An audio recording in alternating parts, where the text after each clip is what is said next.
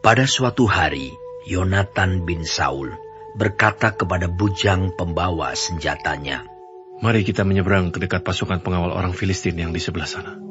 Tetapi tidak diberitahukannya hal itu kepada ayahnya. Adapun Saul duduk di ujung Gibea di bawah pohon delima yang di Migron. Dan rakyat yang ada bersama-sama dengan dia itu kira-kira 600 orang banyaknya. Ahia, anak Ahitub, saudara Ikabod, anak Pinehas, anak Eli, imam Tuhan di Silo. Dialah yang memakai baju efod pada waktu itu. Tetapi rakyat tidak tahu tentang perginya Yonatan itu. Di antara pelintasan-pelintasan bukit yang dicoba Yonatan menyeberanginya ke arah pasukan pengawal orang Filistin, ada ujung bukit batu di sebelah sini dan ada ujung bukit batu di sebelah sana. Yang satu bernama Bozez, yang lain bernama Sene. Ujung yang satu berdiri di sebelah utara di tentangan Mikmas, yang lain di sebelah selatan di tentangan Geba.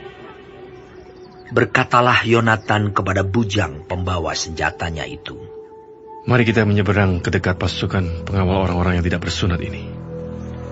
Mungkin Tuhan akan bertindak untuk kita, sebab bagi Tuhan tidak sukar untuk menolong, baik dengan banyak orang maupun dengan sedikit orang." Lalu jawab pembawa senjatanya itu kepadanya, "Lakukanlah niat hatimu itu.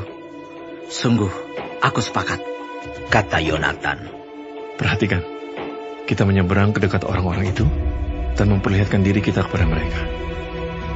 Apabila kata mereka kepada kita begini, 'Berhentilah sampai kami datang padamu,' maka kita tinggal berdiri di tempat kita dan tidak naik mendapatkan mereka. Tetapi apabila kata mereka begini, 'Naiklah kemari,' maka kita akan naik. Sebab kalau demikian Tuhan telah menyerahkan mereka ke dalam tangan kita. Itulah tandanya bagi kita." Ketika mereka keduanya memperlihatkan diri kepada pasukan pengawal orang Filistin, berkatalah orang Filistin itu, "Lihat! Orang-orang Ibrani keluar dari lubang-lubang tempat mereka bersembunyi." Orang-orang dari pasukan pengawal itu berseru kepada Yonatan dan pembawa senjatanya. Katanya, "Naiklah kemari, maka kami akan menghajar kamu." Lalu kata Yonatan kepada pembawa senjatanya, "Naiklah mengikuti aku, sebab Tuhan telah menyerahkan mereka ke dalam tangan orang Israel." Maka naiklah Yonatan merangkak ke atas dengan diikuti oleh pembawa senjatanya. Orang-orang itu tewas terparang oleh Yonatan, sedang pembawa senjatanya membunuh mereka dari belakangnya. Kekalahan yang pertama ini yang ditimbulkan Yonatan dan pembawa senjatanya itu besarnya kira-kira 20 orang dalam jarak kira-kira setengah alur dari sepembajakan ladang. Lalu timbullah kegentaran di perkemahan, di padang, dan di antara seluruh rakyat. Juga pasukan pengawal dan penjarah-penjarah itu gentar, dan bumi gemetar, sehingga menjadi kegentaran yang dari Allah. Ketika peninjau-peninjau Saul di Gibea Benyamin melihat hal itu, dan sesungguhnya orang ramai seperti ombak berjalan ke sana kemari, berkatalah Saul kepada tentara yang bersama-sama dengan dia itu, "Periksalah barisan, dan lihatlah siapa yang pergi daripada kita."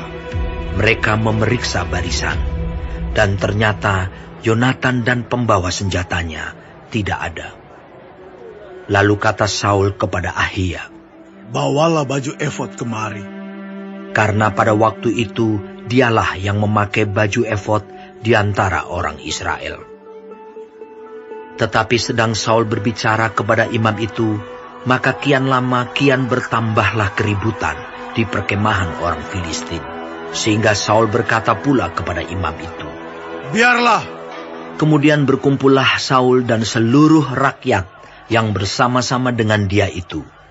Dan ketika mereka sampai ke tempat pertempuran, tampaklah setiap orang menikam temannya dengan pedang.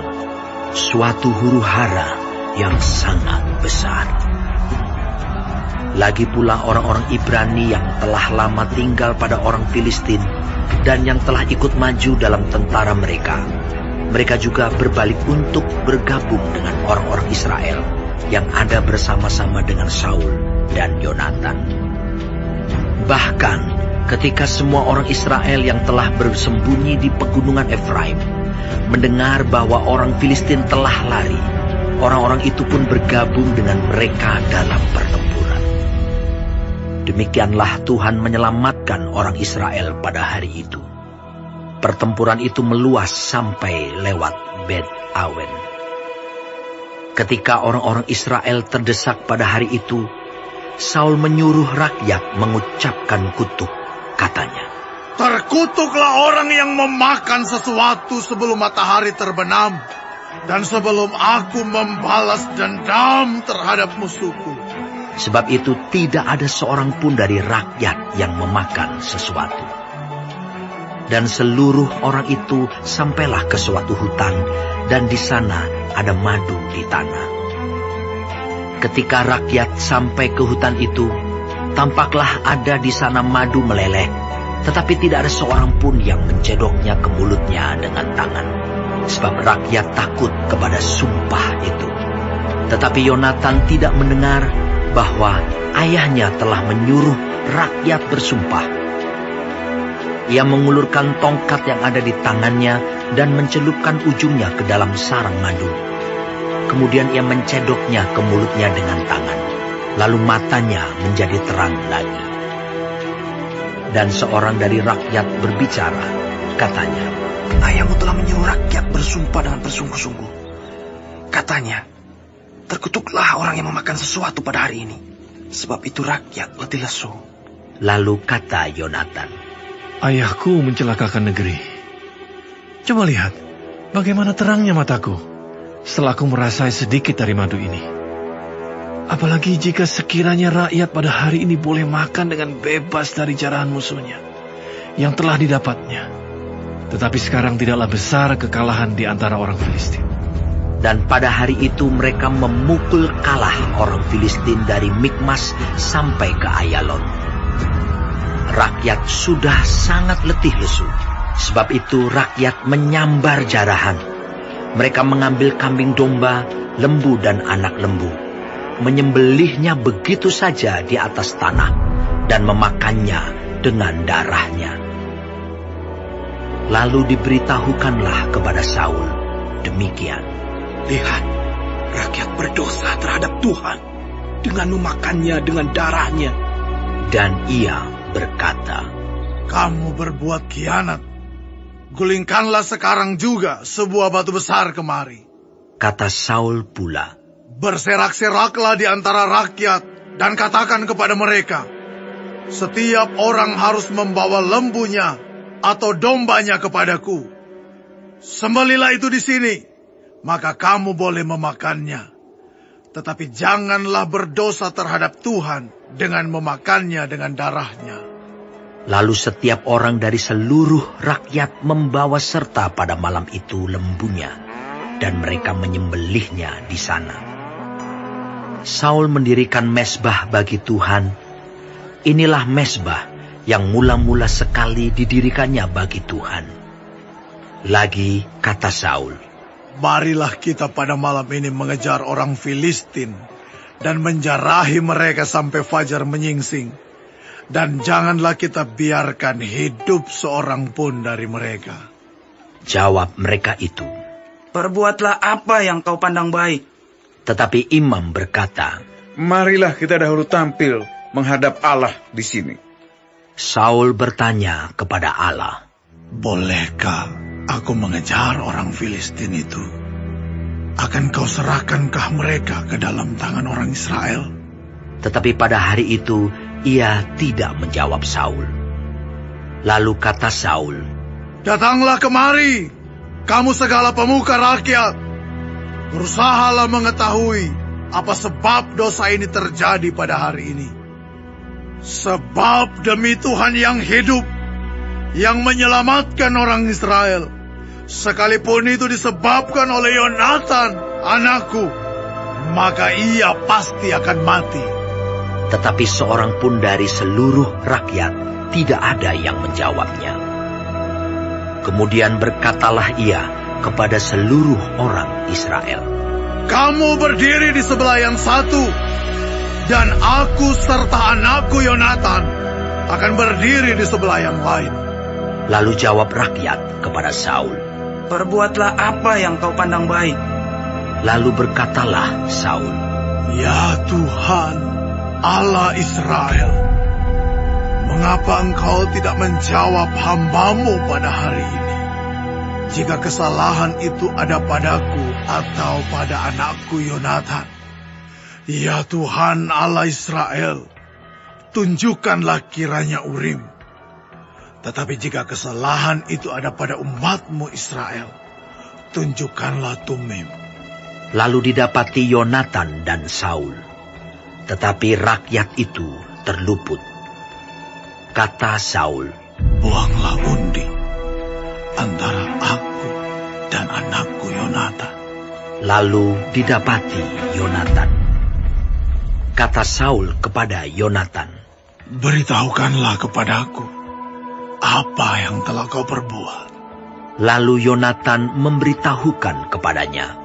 Katanya, Memang, aku telah merasai sedikit madu dengan ujung tongkat yang ada di tanganku. Aku bersedia untuk mati.